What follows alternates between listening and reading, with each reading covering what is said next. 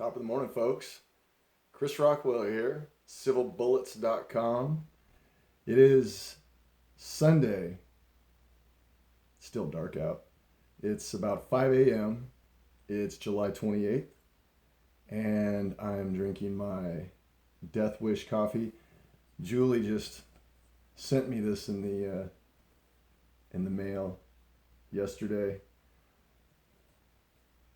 It's my favorite coffee. Valhalla Java from Death Wish Coffee. It's a signature series that they did with my guitar idol, Zakk Wylde. Guitarist for Ozzy Osbourne for so many years and Black Label Society, and such a cool guy. And I ran into him when I was playing college football, and he was playing a show in Fresno at the Cadillac Club, where I used to see a lot of shows. And anyway, I couldn't go to the show because we had to stay in the hotel every pre-game on a Friday night. We had to stay in the hotel so we wouldn't get in trouble and out partying and stuff. So the coaches would keep us in the hotel, and so I had to miss Zakk's show. And it was right after he was done with Ozzy for a while, and he had just started Pride and Glory. And I mean, man, he was doing some Southern rock, crazy cool shit. And anyway, I ran into him as he I saw the tour bus outside of Wendy's as I'm leaving the hotel out by the airport, and I see Pride and Glory on the bus up on the little hit thing. And so I literally walk into the bus knowing me, and I was totally, I mean, you talk about, I don't fan out on a lot of people, very, very few people, but Zakk Wylde and Ozzy Osbourne are two guys that are in that league for me. And so I peek my head inside this tour bus, and it's all these rock stars just fucking around, doing whatever they're doing. It was like 9 a.m. in the morning, and I go, "Where's Zakk?" And they look at me and they're like, "He's in there getting a salad." I was like, "A salad?" My guitar idol's getting a salad at Wendy's. So I run into Wendy's, and sure as hell, man, there's Zakk Wylde getting a salad. And so I go up to him, and I was hella nervous. And I just go up to him, and I'm like, "Man," I go, "me and my brothers we're such big fans of yours, and listen to all your stuff, and Pride and Glory is so badass." And he was just like, "Thanks, man." And he goes, "Did you see my show last night?" And I was like, "No." And he goes, "What the hell?" And I go, "I play football here at Fresno State, and we had to stay in the hotel, and they don't let us go out." So he goes, "Well, what are you doing tonight?" I go, "I got a game." And he goes, "Oh, it's too bad, man." He goes, "Well, what are you doing Monday night?" I go, "That's my birthday." And he goes, "Well, happy birthday, man." He goes, "Tickets on me." He goes, "And I'm opening up for Aerosmith at the Shoreline Amphitheater." So me and my brother Nick, we had practice on that Monday, and we finished practice for football, and we bolted out. And we get to the will call, and we're like, "Yeah, 2 tickets under Zakk Wylde for Chris Rockwell and Nick Rockwell." Yeah, dude, that was cool. Thanks, Zakk. Big bro, man, that was cool. Met him a couple other times, and he's the real deal. And that is kind of a segue into, that's what it should be like when you meet your idol, or you meet someone that you look up to, that you're inspired by. It should be more compelling when you see them in person than a typical situation with celebrities. Is that what you see and what you get is just the opposite. It's like I talk about in Silicon Valley a lot with just the executive type of personality.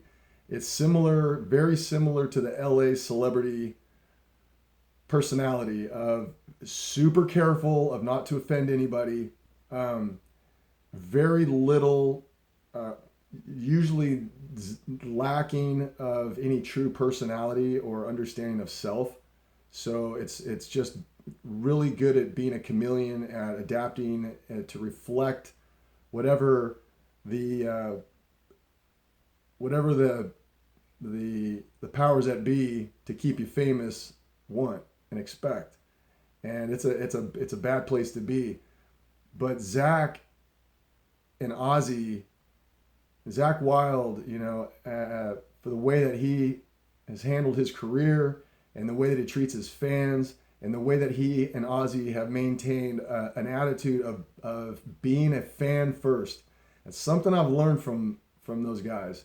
I've read their books and I've watched them. I've seen them in live, and I've been able to actually talk with Zakk Wylde and get to interact with this guy and understand kind of a little bit about, that's the way to do it, man. And these guys are old school. They work their ass off. They take pride in old school hard work. And they also, they constantly press the importance to all the young bands that they bring up, how important it is to never forget how important the fans are. And never forget that the music comes first, because in this fast-paced world, in as an artist, I have witnessed constantly in music, visual art, movie, you name it. It doesn't matter what kind of art. Most people are trying to mirror the whatever the fad trend is, and they just kind of me too, and it's that's just because they lack self-confidence in their own journey and exploration of daring to really dig into themselves and explore that scary ass place to unveil original, authentic art, whatever form that's in. It's athleticism, business, creating a family, visual art, music, all that, the obvious stuff, writing a book. Leadership to me is where it starts and stops. And so what I've always done is, I think, I was raised around a lot of athletes, and my dad and guys he ran with, they were kind of the clean cut, all-American, hardworking family men who valued sports as a great format to help teach really important things to boys becoming and helping them become men, particularly with boys. And I think sports is great for girls. I absolutely do, because my partner, my girlfriend Julie, she was a college softball player at UC San Diego, and so so the competitive spirit of what sports also I think teaches and brings out or identifies in people and encourages. That's something with as a leader and a CEO of building a team to create a great business. That competitive spirit, it comes in different forms.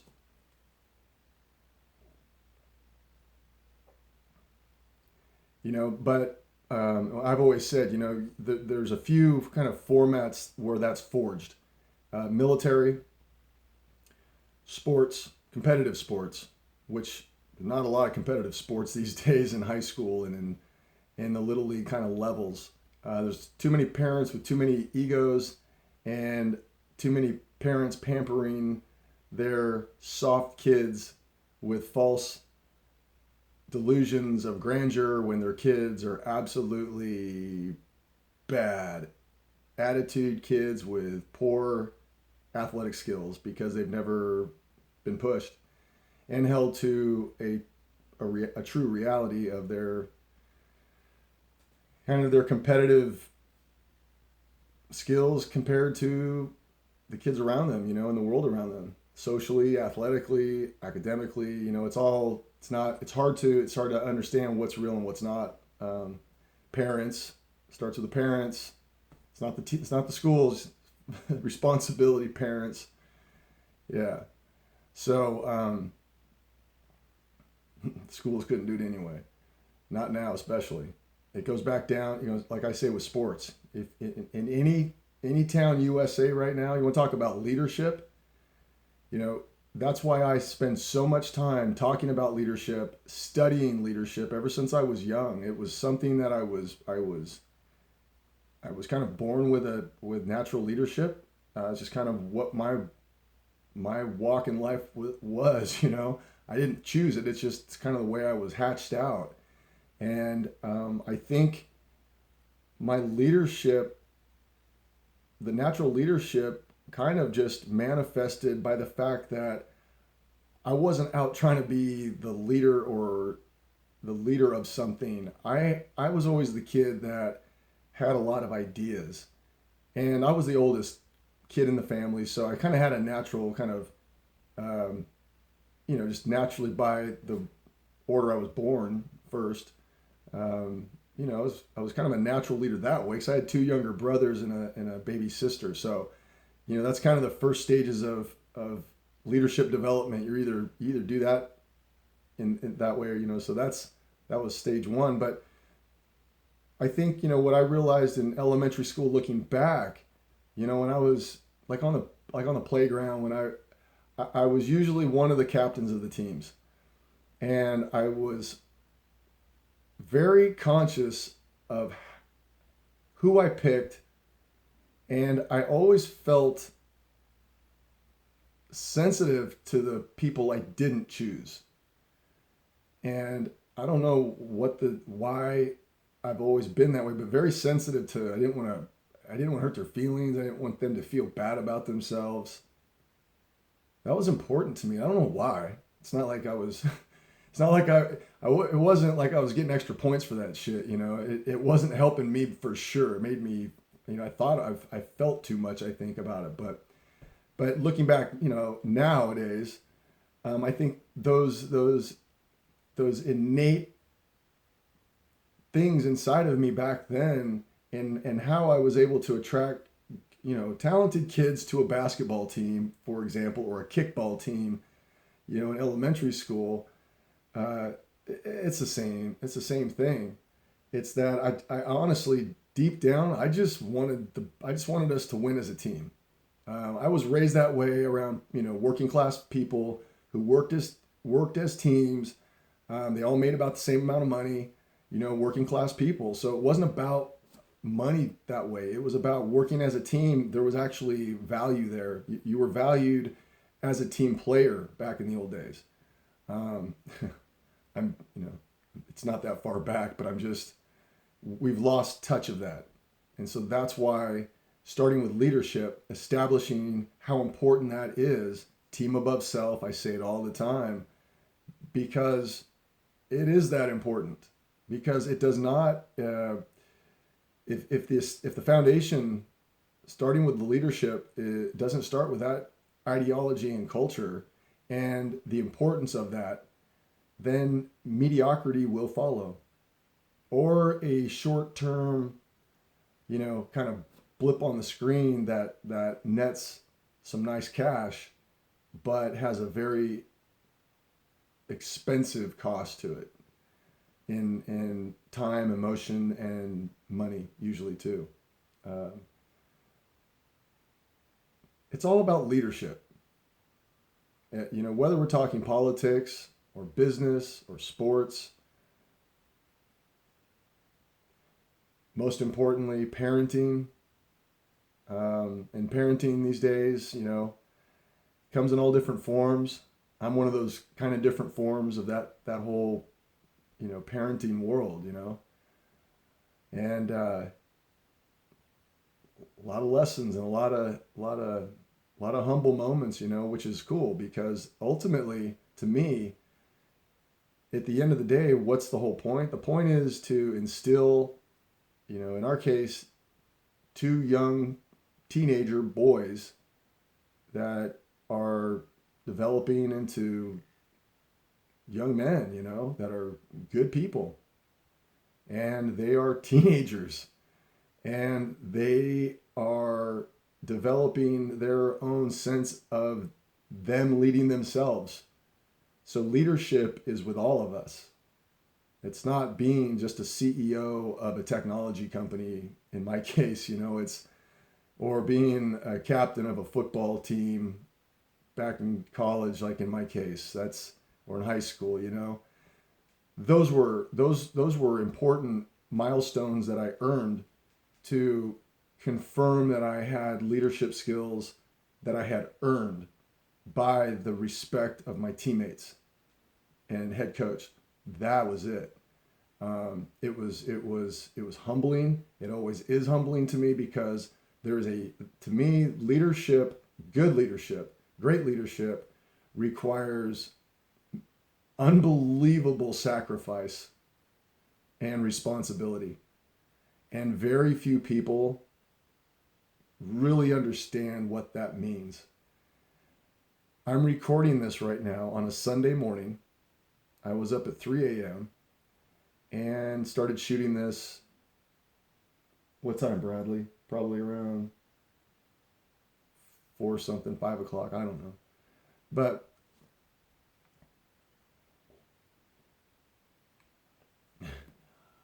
I needed a few of these. You only need about one good cup of Death Wish and you're zooming. It's my new liquid crack. No.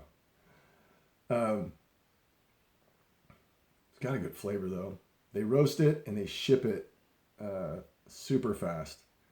And anyway, and it's from upstate New York where my dad's from, so I think that's cool too. And Zakk Wylde has his own signature coffee with him, so I mean, come on, man. Anyway, so leadership is where it starts and stops to me, always will be. And that's the role that I play. And then that's why I have studied leadership so intensely, probably since I was in high school. I read my first Fortune magazine article back when I was a sophomore or junior in high school. We write about it in the book. It's kind of cool, but it was called Citizen Trump. Serious. And I was taken by that article. I read it, and while everybody was screwing around in class and just kind of floating, I did plenty of that too, but I was on a mission. I wanted to understand what the next level of this competitive thing was all about. I was heavily in sports in high school, and it's all about competition, And so growing up, the idols were great football heroes and business heroes and cowboys, on the movies. So and rock stars, clearly. Like that's really all that mattered to me was the music, but sports was a big deal too. So and the kind of the blue collar, hardworking guys, the in the lumber, in the mountains, and just I was around a lot of that. So it's a big part of me. Leadership is not about yelling loud. It's not about being crusty and imposing and threatening. Leadership is walking with an example of a day-to-day, consistent way of living and working and serving the team. That's the key. What the hell are you doing, dude? Bradley's like digging into. He's got this bed. All right, dude, that's enough. He's trying to make an igloo out of a blanket. I don't know what. I don't know what he's doing. You comfortable now? You good? That's nice looking, dude. So, anyway,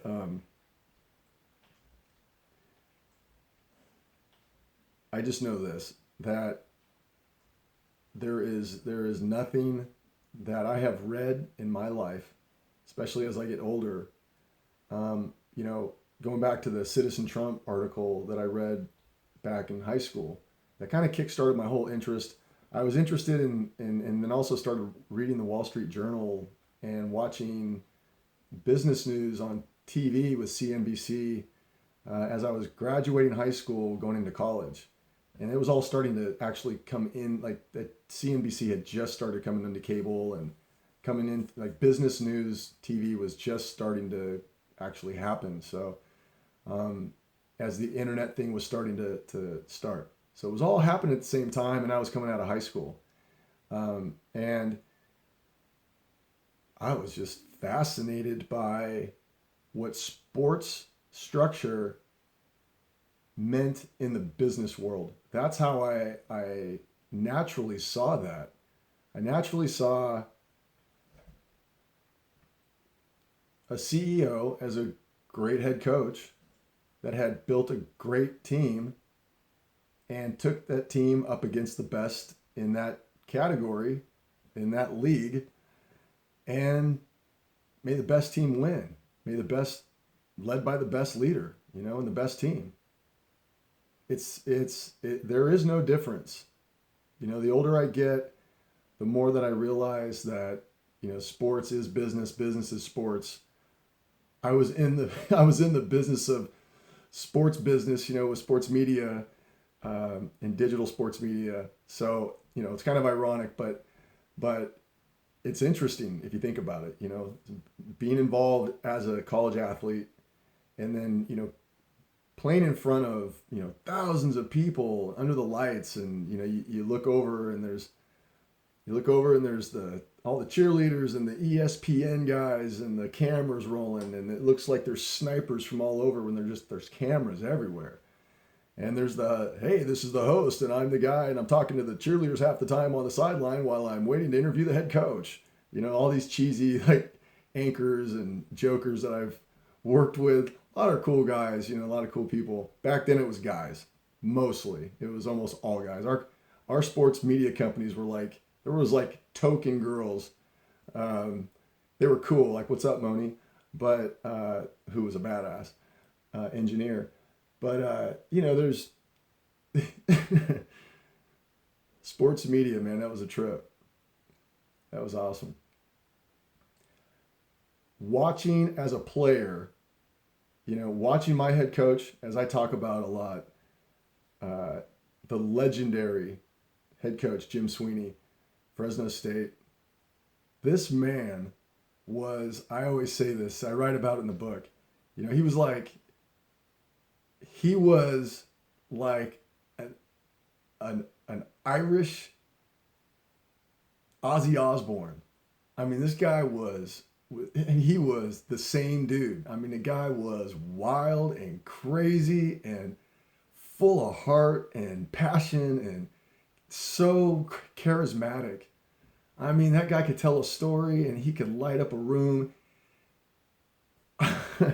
I've seen him get a team so excited that, I mean, they would rip the roof off of a building just before a game, man. It gets me fired up because that guy was amazing. And so, you know, what I experienced as far as the greatest teacher I ever had as far as leadership in terms of in the business world is Jim Sweeney, my head football coach at Fresno State, by far. I mean, imagine this. Imagine building a program basically from scratch, turning it into a nationally prominent program, and trying to recruit athletes into the Valley of California and recruit them away from places that are by the ocean and really nice towns and really nice colleges, and bring all these people together, these young kids together from all different walks of life. And I mean pretty extreme walks of life, South Central LA, you know, the mountains of NorCal, and bring all these people together and somehow keep it together, keep this crazy rock band together of like 60 guys and somehow finish a season and win. It's, I'm telling you what, it is one of the probably the hardest leadership things I have ever witnessed in my life. And when, Coach Sweeney and I had time to talk about this as I was leaving, and we had a couple of really cool early morning coffee talks. And he was my idol. I mean, he was it. And he asked me to come coach with him as start out as an assistant for him, the way you start as a coach when you don't know shit. And because he identified the leadership skills in me, and he talked to me about how I would be a great head coach someday. And it was the most affirming statement from one of the greatest leaders I have ever met and studied. And then I said, no.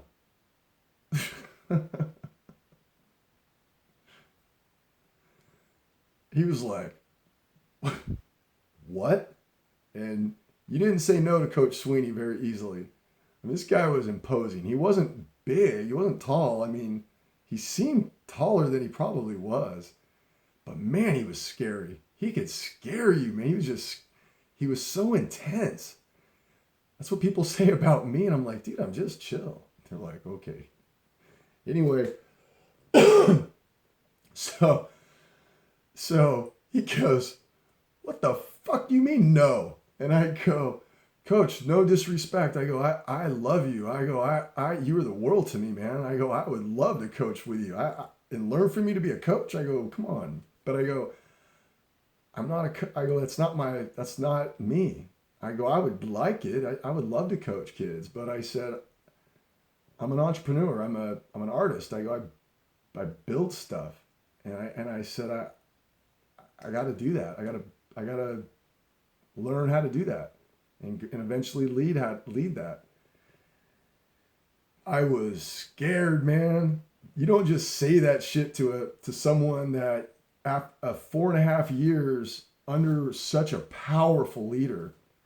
You don't just throw that kind of stuff out to a guy like that one-on-one, after he approaches you like that. I mean, he was being really awesome, And the greatest thing that Coach Sweeney ever did, and this is amazing, is that he believed me. He believed me. He didn't demean me. He didn't put me down. He didn't try to talk me out of it. He knew. He knew better than any other person that I had ever met. And he was a great leader. And so from that moment on, I set out to learn the craft of building great companies as a leader. And it was a very long road, and I knew it would be a long road. I knew that I would have to learn just like I was as a football player, as a defensive end at Fresno State. I was pretty good in high school. Everybody that plays college football is pretty good in high school. And I was from a small town, so, for a small town kid, I was all right. I wasn't great. I wasn't great, but I was good enough to sign a full ride scholarship. And it was the first time in a long time, like decades, in my town. So now there's been, quite a few that have gone on, but back then, it was all new turf. And that was a trip. And, that the willingness to risk, and that's something that has given me the greatest wisdom for leadership, is the willingness to risk failing in front of people, and failing in front of the best in the world, and trying. And so when I was young, you know, it's like any young kid, I was naive and ambitious, and I had all these great ideas, and I had a great idea, and I always have had really good, like, good ideas that are pragmatically good ideas. Um, I just didn't know enough how to put it all together. But my first sports technology business that I created, I founded out of college. I called it Winning Technologies. WinTech was what we called it. I owned the domain wintech.com back then and everything. And so I set out and I met this engineer in Fresno, and this was before the internet was up and to the mainstream. Netscape hadn't started yet. So we're developing this relational database, and I didn't even know what it was called back then. And it was one of the early deals, and that's what parlayed me into Seattle, teaming up with my next mentor, and CEO of what became Rivals.com and Scout.com, two of the backbones of today of sports content for college football and basketball recruiting. That's kind of the specialty. And yeah. So I learned a lot. I spent a lot of years working with a lot of different leaders in business and in different categories. So I was around a lot of especially in technology, there's you deal with venture capitalists. And in my case, I've been very fortunate to have, and another great mentor. I surround myself with the best. That's one of the things that I learned from Coach Sweeney. You surround yourself with the best talent, with the biggest hearts. That's Sweeney was good about that. He knew there was always talented people and talented coaches who knew the X's and O's, but he was different. He was like, yeah, that's cool, and yeah, that player's fast, but does that player have like heart? Can I bet on its bloodlines? Like that was his trip. I'm the same way. You may not have I'm not interested in prototype. Like you don't have to graduate from Stanford with a 4.0 and all that, because that has been proven without a doubt that there is no correlation to that, and even going to college and building great companies. So there's no right way to do it.